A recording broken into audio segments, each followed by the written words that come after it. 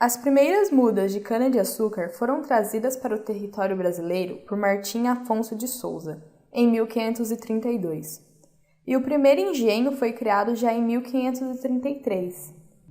Em 1610, havia algo em torno de 400 engenhos no território brasileiro. Nesta aula, nós veremos mais sobre o chamado ciclo do açúcar e a importância dele para o período colonial.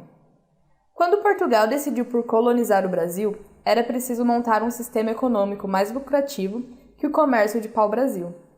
A escolha pelo açúcar se deu por alguns fatores. A cana-de-açúcar se adaptava bem ao tipo de solo e de clima presentes em grande parte do litoral brasileiro. O açúcar já era um produto muito conhecido na Europa e Portugal já tinha experiência no ramo da produção açucareira, que foi adquirida nos canaviais de outras colônias portuguesas, como na Ilha de Madeiras e dos Açores. Como um dos objetivos era a ocupação do território, era preciso que as plantações de cana ocupassem uma área muito vasta, e com isso, produzirem uma escala muito grande. Para isso, era preciso capital para investir em transporte marítimo e uma grande estrutura comercial.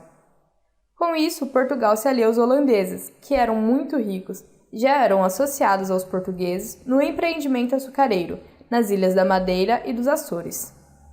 Os holandeses garantiriam a Portugal o capital necessário para o investimento, o transporte marítimo e um vasto mercado consumidor, já que eles forneciam empréstimos, participavam do transporte do açúcar para o continente europeu, distribuíam o produto e refinavam o açúcar.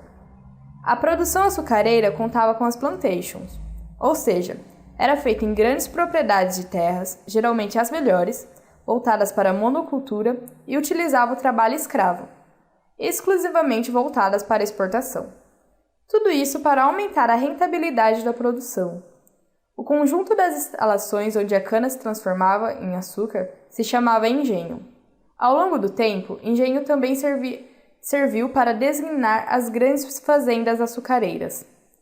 Os engenhos contavam com algumas estruturas básicas, como o canavial, a moenda, a casa das caldeiras, a casa das fornalhas, a casa de purgar, as plantações, a casa grande, a senzala, a capela, as casas dos trabalhadores livres e o curral.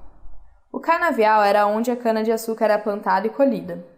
A cana era moída na moenda e dela se extraía a garapa. As moendas poderiam ser movidas por tração animal ou por roda d'água. Nos engenhos maiores era mais comum usar a roda d'água. Eles eram chamados de engenhos reais. Os menores chamavam-se trapiche. Na caldeira, a garapa era aquecida em tachos de cobre e a fornalha transformava o produto no melaço de cana. A casa de purgar era onde se refinava o açúcar. Nos engenhos havia algumas pequenas plantações de itens para a subsistência, como frutas, verduras e legumes. A casa grande era o centro de poder dos engenhos, onde os senhores de engenho e suas famílias habitavam. Eles tinham um prestígio social imenso. Os escravos se alojavam nas senzalas. As missas e outros ritos católicos eram feitos na capela. Os trabalhadores livres eram minoria. Eles eram, em geral, administradores, chefes de engenho, capatazes, feitores e chefe dos homens d'armas.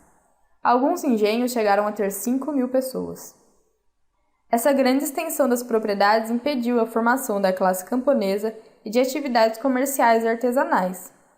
Durante os séculos XVI e XVII, o Brasil foi o maior produtor de açúcar do mundo, sendo que esta foi responsável pela riqueza dos senhores de engenho, da coroa e dos comerciantes portugueses.